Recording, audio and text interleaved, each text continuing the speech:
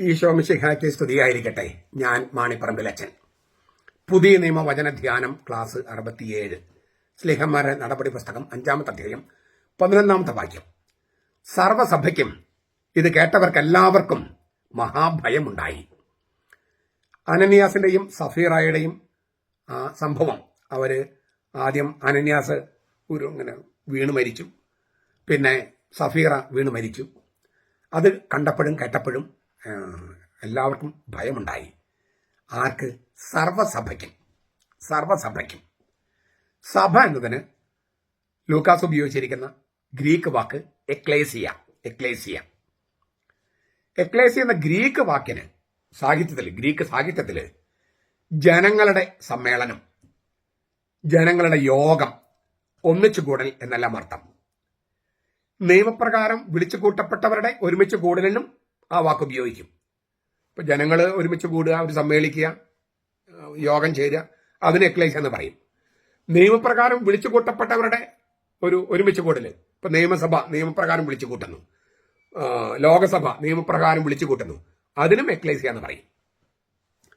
സ്ലീഹന്മാരുടെ നടപടി പുസ്തകത്തില് 23 പ്രാവശ്യം ഈ വാക്ക് ഉപയോഗിച്ചിട്ടുണ്ട് എക്ലേസിയ. പുതിയ നിയമത്തിന്റെ മറ്റിടങ്ങളിൽ 91 പ്രാവശ്യം. അങ്ങനെ മൊത്തം 114 പ്രാവശ്യം സഭ എന്ന വാക്ക്, എക്ലേസിയ എന്ന വാക്ക് ഉപയോഗിച്ചിട്ടുണ്ട്. ഗ്രീക്ക് സംസ്കൃതിയില് ഞാൻ പറഞ്ഞല്ലോ, രാഷ്ട്രീയ പൊതുയോഗം, പൗരന്മാരുടെ സമ്മേളനം, പൊതുജനത്തിന്റെ സമ്മേളനം എന്നിവയ്ക്കൊക്കെ വിളിക്കുന്നത് പേര് എക്ലേസിയ. പഴയ നിയമത്തിൽ പക്ഷേ ഇസ്രായേലിന്റെ ആരാധന സമൂഹത്തെയാണ് എക്ലേസിയ എന്ന വാക്കുകൊണ്ട് സെപ്തുജിന്തില്, അതായത് ഹീബ്രു ബൈബിളിന്റെ ഗ്രീക്ക് പരിഭാഷ, അതാണ് ആദിമസഭയുടെ ബൈബിള്, അതിൽ ഉപയോഗിക്കുന്നത് എക്ലേസിയ എന്ന് പറയുന്നത് ഇസ്രായേലിന്റെ ആരാധന സമൂഹം. പൗരന്മാരുടെ പൊതുസമ്മേളനോ പിന്നെ രാഷ്ട്രീയ പൊതുയോഗോ അതൊന്നും എക്ലേസിയ അല്ല പഴയ നിയമത്തില്. അപ്പൊ പഴയ നിയമത്തിൽ ആരാധന സമൂഹത്തെയാണ് ഉദ്ദേശിക്കുന്നത്.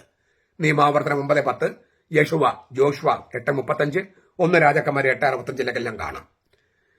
അപ്പോൾ ഹീബ്രു വാക്ക് കഹാലിനാണ്. അത് സെപ്തുജിന്ത് എന്ന് പറയുന്നത് അതിന്റെ ഗ്രീക്ക് പരിഭാഷയാണ്. അവിടെ ഉപയോഗിച്ചിരിക്കുന്ന വാക്കാണ് എക്ലേസിയ. പുതിയ നിയമത്തില് ഒരു സ്ഥലത്ത് മാത്രം നിയമപ്രകാരം വിളിച്ചു കൂട്ടപ്പെട്ട യോഗം എന്ന അർത്ഥത്തിൽ ഈ വാക്ക് ഉപയോഗിച്ചിട്ടുണ്ട്. അത് സ്ലീഹന്മാരുടെ നടപടി 19:32 അവിടെ നിയമപ്രകാരം വിളിച്ചു കൂട്ടപ്പെട്ട ഒരു സമ്മേളനം എന്നാണ് അർത്ഥം. മറ്റെല്ലാ സ്ഥലത്തും, പുതിയ നിയമത്തിലും മറ്റെല്ലാ സ്ഥലത്തും 114 പ്രാവശ്യം പറഞ്ഞല്ലോ, മറ്റെല്ലാ സ്ഥലത്തും ആരാധന സമൂഹത്തെയാണ് എക്ലേസിയ അല്ലെങ്കിൽ സഭ എന്ന് സൂചിപ്പിക്കുന്നത്. ആരാധന സമൂഹം, ദൈവത്തെ ആരാധിക്കാൻ വേണ്ടി ഒരുമിച്ച് കൂടിയവരാണ് സഭ. യേശു തന്നെയാണ് ഈ വാക്ക് ആരാധന സമൂഹം എന്ന അർത്ഥത്തിൽ ആദ്യം ഉപയോഗിക്കുന്നത്. തന്റെ തുടർച്ചയായി രക്ഷയുടെ ഉപകരണമായി യേശു സഭ സ്ഥാപിക്കുന്നതും അപ്പസ്തോലന്മാരെ ഭരമേൽപ്പിക്കുന്നതും നാം കാണുന്നുണ്ട്. മത്തായിയുടെ സുവിശേഷം 16:18, 18:17. ഇവിടെ എക്ലേസിയ എന്ന വാക്ക് യേശു തന്നെ ഉപയോഗിച്ചേ.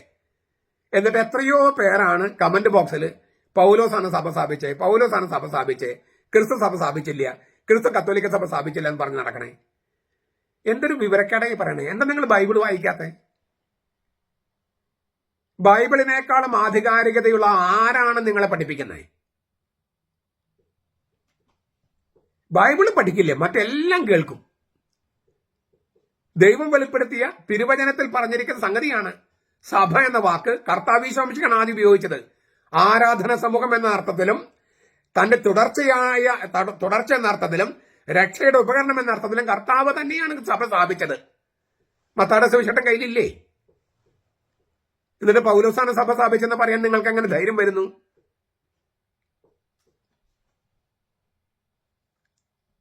അപ്പോ സാർവത്രിക സഭ, സാർവലൗകികവും അതായത് സർവ്വജനങ്ങളെയും ഉൾക്കൊള്ളുന്നത്, സർവ്വലോകങ്ങളെയും ഉൾക്കൊള്ളുന്നത്, സാർവജനീനം സർവ്വജനങ്ങളെയും ഉൾക്കൊള്ളുന്നത്, അതിന് സാർവത്രിക സഭ എന്ന് പറയണേ. ആ സാർവത്രിക സഭ എന്ന അർത്ഥത്തിലാണ് കർത്താവ് അവിടെ ഉപയോഗിച്ചത്. ഈ മത്തായിയുടെ സുവിശേഷം 16:18, 18:17. പിന്നെ ഈ വാക്ക് പ്രാദേശിക സമുദായങ്ങളെ ഉദ്ദേശിച്ച് ഉപയോഗിച്ചിട്ടുണ്ട്. റോമാലേഖനം 16:16, 1 കൊറിന്തോസ് 1:2. അങ്ങനെ പ്രാദേശിക സമൂഹങ്ങൾ, ആരാധന സമൂഹങ്ങൾ, അങ്ങനെയുള്ള അനേകം സമൂഹങ്ങൾ ഉൾക്കൊള്ളുന്നതാണ് സാർവത്രിക സഭ. ആ സാർവത്രിക സഭ എന്ന അർത്ഥത്തില് സ്ലീഹന്മാർ നടപടി പുസ്തകം 9:31 ഉപയോഗിച്ചിട്ടുണ്ട്. എഫേസ്യ ലേഖനം 3:10 5:23 ഉപയോഗിച്ചിട്ടുണ്ട്.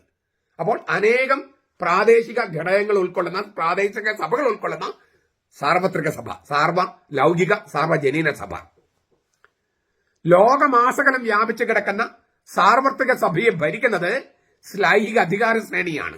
ഹൈറാർക്കി എന്ന് പറയും.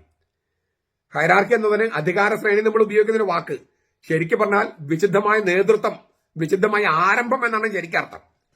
ഹൈറാർക്കി എന്ന വാക്കിന്റെ ശരിക്കുള്ള അർത്ഥം വിശുദ്ധമായ ആരംഭം, വിശുദ്ധമായ അധികാര ശ്രേണി എന്നാണ്. അധികാര ശ്രേണി ഉപയോഗിക്കുന്നു, വിശുദ്ധമായ ആരംഭം, വിശുദ്ധമായ നേതൃത്വം, അതാണ് ശരിക്കും അതിന്റെ അർത്ഥം. 1 കൊറിന്തോസ് 12:28 പറഞ്ഞിരിക്കുകയാണ്, സഭയെ, സാർവത്രിക സഭയെ ഭരിക്കുന്നത് ഈ പറഞ്ഞ ഹൈറാർക്കിയാണ്. വിശുദ്ധമായ ആരംഭമുള്ള വിശുദ്ധമായ അധികാര ശ്രേണി. ആ വിശുദ്ധമായ അധികാര ശ്രേണി എന്ന് പറയുന്നത് മെത്രാന്മാരുടെയും മാർപ്പാപ്പയുടെയും വിശുദ്ധി, പേഴ്സണൽ വിശുദ്ധി മാത്രമല്ല, വിശുദ്ധമായ കാര്യങ്ങൾക്ക് വേണ്ടി വിശുദ്ധമായ തരത്തിൽ അവർ തീരുമാനങ്ങൾ എടുക്കണം എന്ന സൂചന അതിനകത്തുണ്ട്.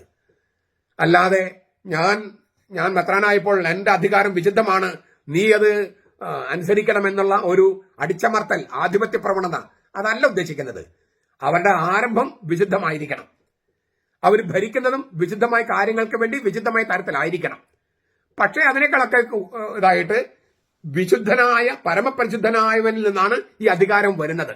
അതാണ് വിശുദ്ധമായ ആരംഭം എന്ന് പറഞ്ഞത്. അപ്പൊ ഇത് വരുന്നത് ദൈവത്തിൽ നിന്നാണ്. ആ ഒരു ബോധമുള്ളത് കൊണ്ട് അവനോടാണ് ഒന്നാമത്തെ കടപ്പാട്. അത് മറന്നാൽ ഈ പറഞ്ഞ അധികാര ശ്രേണിയെ ആൾക്കാർ വകവെക്കില്ല, അനുസരിപ്പിക്കാൻ പിന്നെ ബുദ്ധിമുട്ടാകും. അപ്പം വിശുദ്ധമായ ആരംഭമുണ്ട്, ദൈവത്തിൽ നിന്നാണ് ഇത് ആരംഭിച്ചത് എന്നുള്ള ചിന്ത അധികാരത്തിലുള്ളവർക്കും വേണം. അത് അതിന്റെ ഒരു രണ്ടാമത്തെ ഒരു തരത്തിലുള്ള അർത്ഥമാണ് ഞാൻ പറയുന്നത്. സാർവത്രിക സഭയെ ഭരിക്കുന്നത് ശ്ലൈഹിക അധികാരമാണ്. അത് ദൈവത്തിൽ നിന്ന് വരുന്നതിനാൽ വിശുദ്ധമായ ആരംഭമാണ്.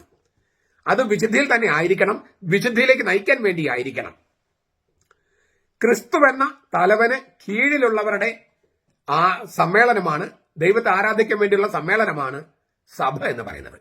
സഭ എന്ന് പറയുന്നത് ഒരു സംഘടനയല്ല, ഒരു NGO അല്ല, ആരാധനാ സമൂഹമാണ്. ഏകസത്യ ദൈവത്തെ ആരാധിക്കാൻ ക്രിസ്തുവിന്റെ നേതൃത്വത്തിന് കീഴിൽ വരുന്നു. അതാണ് ഈ വിശുദ്ധമായ ആരംഭമുള്ള ഹൈറാർക്കി എന്ന് ഞാൻ പറഞ്ഞത്. സ്വർഗീയ ജെറൂസലമിലെ മാലാഖമാരുടെയും വിശുദ്ധരുടെയും സമൂഹവുമായി ഈ സഭ, ഭൂമിയിലെ സഭ അഭേദ്യം ബന്ധപ്പെട്ട് നിൽക്കുന്നു. നമ്മൾ വെളിപാട് പുസ്തകത്തില് ആരാധന സമൂഹം എന്ന് പറയുമ്പോൾ അനേകായിരം മാലാഖമാർ അതിനകത്തുണ്ട്. ഈ സ്വർഗത്തിൽ ആരാധനയിൽ പങ്കെടുക്കുന്നു. അതിന് മുൻ ആസ്വാദനമാണ് ഭൂമിയിലെ ആരാധന. അപ്പൊ സ്വർഗത്തിലെ മാലാഖമാരും വിശുദ്ധരും ഈ സഭയുടെ അംഗങ്ങളാണ്. നമ്മുടെ പള്ളിയകത്ത് എത്ര പേരുണ്ടോ അതല്ല, അയ്യോ ഇത്രയും പേരുള്ളൂ എന്ന് ചോദിക്കരുത്. 10,000-കണക്കിന് എണ്ണമറ്റ വിശുദ്ധരും എണ്ണമറ്റ മാലാഖമാരും ഈ ആരാധന സമൂഹത്തിൽ പങ്കെടുക്കുന്നുണ്ട്. അപ്പോൾ അതുമായിട്ട് ബന്ധപ്പെട്ട് ഭൂമിയിൽ നിൽക്കുന്ന യാഥാർത്ഥ്യമാണ് യേശുവിന്റെ സഭ. ഹെബ്രായ ലേഖനം 12:22-23 എക്ലേസി എന്ന വാക്കാണ് ഉപയോഗിച്ചിരിക്കുന്നത്. നമ്മൾ ചിലപ്പോൾ മറ്റൊരു വാക്ക് കേട്ടിട്ടുണ്ട്, ചർച്ച്. ഗ്രീക്കില് കീരിയോസ് എന്ന് വെച്ചാൽ കർത്താവ്, കിരിയാക്കോൻ എന്ന് പറഞ്ഞാൽ കർത്താവിനോട് ബന്ധപ്പെട്ടിരിക്കുന്നവര്, കർത്താവിന് സ്വന്തമായിരിക്കുന്നവര്, അതാണ് കിരിയാക്കോൻ. കീരിയോസ് കർത്താവ്, കിരിയലൈസോൻ എന്ന് പറയല്ലോ, കിരിയാക്കോൻ എന്ന് പറഞ്ഞാൽ കർത്താവിനോട് ബന്ധപ്പെട്ടിരിക്കുന്നവര്, കർത്താവിന് സ്വന്തക്കാര്. ഈ കിരിയാക്കോൻ എന്ന വാക്കില് ജർമാനിക് ഭാഷയില് അത് കിരീക്ക, പിന്നെ കിരീസാനായി. പഴയ ഇംഗ്ലീഷിലൊക്കെ കിരീസ എന്നാണ് കിടക്കണേ. കിരീസയായി, പിന്നെ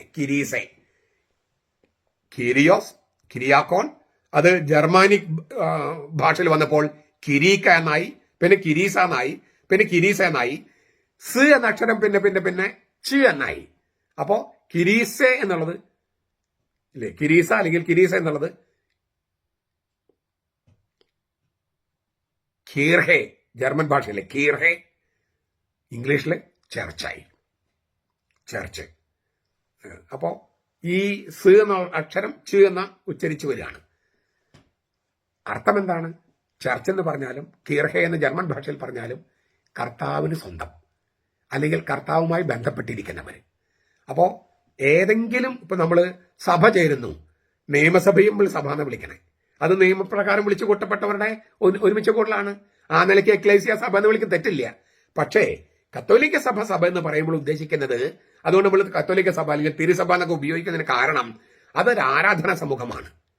നിയമപ്രകാരം വിളിച്ചുകൂട്ടപ്പെട്ടത് മാത്രമല്ല, കർത്താവിന്റെ സ്വന്തക്കാര്, കർത്താവിനോട് ബന്ധപ്പെട്ടിരിക്കുന്നവര്, ഏകസത്യ ദൈവത്തെ ആരാധിക്കാൻ വേണ്ടി കർത്താവാകുന്ന തലവന് കീഴിൽ സമ്മേളിക്കുമ്പോൾ, എന്നിട്ട് ദൈവത്തെങ്കിലേക്ക് തീർത്ഥയാത്ര ചെയ്യുന്ന, അതിന് നേതൃത്വം കൊടുക്കുന്ന ഈശോ, അത് ആ തീർത്ഥാടനത്തിൽ പങ്കുചേരുന്നവരാണ് നമ്മൾ. അപ്പൊ ഇതൊരു തീർത്ഥാടക സമുദായവും ആരാധനാ സമുദായവുമാണ് സഭ എന്നതുകൊണ്ട് ഉദ്ദേശിക്കുന്നത്. ആ വാക്ക് എവിടെ നമുക്ക് കിട്ടിയത്? സ്ലീഹന്മാർ നടപടി 5:11 സർവ്വസഭയും എന്നുള്ള വാക്ക്. അപ്പോൾ ഈ സഭ എന്നുള്ള ആ സങ്കല്പം നമുക്കത് ഇപ്പോഴും ഒരു സംഘടന, സാമൂഹിക സംഘടന, ഉപവിപ്രവർത്തനം നടത്തുന്ന സംഘടന, അതൊക്കെ വളരെ പ്രധാനപ്പെട്ടതാണ്. കാരണം ദൈവത്തെ ആരാധിക്കുന്നവർക്കുണ്ടാകുന്ന ഏറ്റവും പ്രധാനപ്പെട്ട നല്ല പ്രായോഗിക മനോഭാവമാണ് മറ്റുള്ളവരെ കരുതലോടെ ശുശ്രൂഷിക്കുക എന്നുള്ളത്. ലോകത്ത് കത്തോലിക്ക സഭ ചെയ്യുന്ന അത്രയും കരുതലോടെ ശുശ്രൂഷിക്കുന്ന മറ്റൊരു സമുദായവും ലോകത്തില്ല, ഒരു സമുദായവും ഇല്ല. അത് യുദ്ധരംഗങ്ങളിലാണെങ്കിലും സാമൂഹിക രംഗങ്ങളിലാണെങ്കിലും കത്തോലിക്ക സഭയുടെ അത്രയും കാരുണ്യ പ്രവൃത്തികൾ ചെയ്യുന്ന ഒരു സമുദായവും ലോകത്തില്ല, ഒരു സംഘടനയും ലോകത്തില്ല. പക്ഷെ അതല്ല പ്രഥമമായ ലക്ഷ്യം. ദൈവത്തെ സ്നേഹിക്കലാണ്. ആ ദൈവസ്നേഹത്തിൽ നിന്ന് വരുന്നത് കൊണ്ടാണ് നമ്മളിങ്ങനെ ചെയ്യുന്നത്. ലോകത്തെ മുഴുവൻ ഇപ്പോഴും കത്തോലിക്ക സഭ പച്ചയായിട്ടിങ്ങനെ പന്തലിച്ച് നിൽക്കുന്നതിന് കാരണം ഈ ദൈവസ്നേഹവും പരസ്നേഹവും ഒരുമിച്ച് കൊണ്ടുപോകുന്നത് കൊണ്ടാണ്. അത് രണ്ട് സ്നേഹം അപ്പുറത്തുപ്പുറത്തായിട്ട് നിൽക്കുകയല്ല, ഒന്നിന്റെ ഉള്ളിലാണ് മറ്റത്. ദൈവസ്നേഹത്തിലാണ് പരസ്നേഹം, പരസ്നേഹത്തിലാണ് ദൈവസ്നേഹം. ഡബിൾ ക്ലാമ്പ് ഓഫ് ലവ് എന്നാണ് ബെനഡിക്ട് മാർപ്പാപ്പ ഉപയോഗിക്കുന്ന വാക്ക്. ഡബിൾ ക്ലാമ്പ്, മനുഷ്യനെ ഉറപ്പിച്ചു നിർത്തുന്ന ഡബിൾ ക്ലാമ്പാണ് ഈ പരസ്നേഹവും ദൈവസ്നേഹവും. അപ്പോൾ ദൈവസ്നേഹത്തിൽ നിന്നാണ് ഈ പരസ്നേഹം ഉത്ഭവിക്കുന്നത്. അപ്പോഴാണ് സൽപ്രവൃത്തികൾ പരസ്നേഹമായിട്ട് മാറുന്നത്. ദൈവത്തെ കൊടുക്കുന്നില്ലെങ്കിൽ സൽപ്രവൃത്തികൾ മാത്രമാണ്, പരസ്നേഹമാകില്ല. ചുരുക്കത്തില് ഈ സഭ എന്ന സങ്കല്പം അല്ലെങ്കിൽ സഭ എന്ന യാഥാർത്ഥ്യം അത് സ്വർഗവും ഭൂമിയുമായിട്ടൊക്കെ ബന്ധപ്പെട്ട് നിൽക്കുന്നു, മാലഖമാനമായി ബന്ധപ്പെട്ട് നിൽക്കുന്നു. വിശുദ്ധമായ ആരംഭമുണ്ട്, വിശുദ്ധമായ ആരംഭമുള്ള ഒരു അധികാര ശ്രേണിയുണ്ട്. രക്ഷയുടെ ഉപകരണമായി തന്റെ തുടർച്ചയായി ഈശോമിശിഹ തന്നെയാണ് ഈ സഭ സ്ഥാപിച്ചത്. അതുകൊണ്ട് ആരും തന്നെ പറയാതിരിക്കട്ടെ പൗലോസാണ് സഭ സ്ഥാപിച്ചത്, ഈ സഭ ഇങ്ങനെയൊന്നും കർത്താവ് ഉദ്ദേശിച്ചില്ല എന്നൊന്നും പറയരുത്. അങ്ങനെ പറഞ്ഞാൽ അതിന്റെ അർത്ഥം നിങ്ങൾക്ക് തിരുവചനവുമായിട്ട് പുലബന്ധം പോലും ഇല്ലെന്നാണ്. നിങ്ങളുടെ അജ്ഞതയെ പിന്നെയും വിളമ്പുന്ന ഒരു വേദിയായിട്ട് മാറ്റാൻ പറ്റും നിങ്ങളുടെ കമന്റുകൾ. അല്ല, കമന്റുകളൊക്കെ ഞാൻ വെൽക്കം ചെയ്യുന്നു. പക്ഷെ നിങ്ങളുടെ അജ്ഞതയെ മാറ്റാനുള്ള ശ്രമങ്ങൾ നടത്തുന്നില്ലെങ്കിൽ നിങ്ങൾ ഒരിക്കലും വചനത്താൽ വിശുദ്ധീകരിക്കപ്പെടുന്നവരായി തീരില്ല. ഞാനും നിങ്ങളും വചനത്താൽ വിശുദ്ധീകരിക്കപ്പെടേണ്ടവരാണ്. ആ ഒരു ചിന്തയോടെ തുറന്ന ഹൃദയത്തോടെ ഇത് കേൾക്കാൻ തയ്യാറാകണമെന്നാണ്. വിമർശിക്കാം, പക്ഷെ കേട്ടിട്ട് അത് ശരിയോ തെറ്റൊന്നോ ആലോചിച്ചിട്ട് ഒന്ന് മറുപടി ഇട്ടാൽ കുറച്ചുകൂടി നന്നായിരിക്കുമെന്ന് തോന്നുന്നു. നമ്മുടെ കർത്താവ് ഈശോ മിശിഹായുടെ കൃപയും പിതാവായ ദൈവത്തിന്റെ സ്നേഹവും പരിശുദ്ധാത്മാവിന്റെ സഹവാസവും നാം എല്ലാവരോടും കൂടി ഉണ്ടായിരിക്കട്ടെ, ഇപ്പോഴും എപ്പോഴും എന്നേക്കും. ആമേൻ.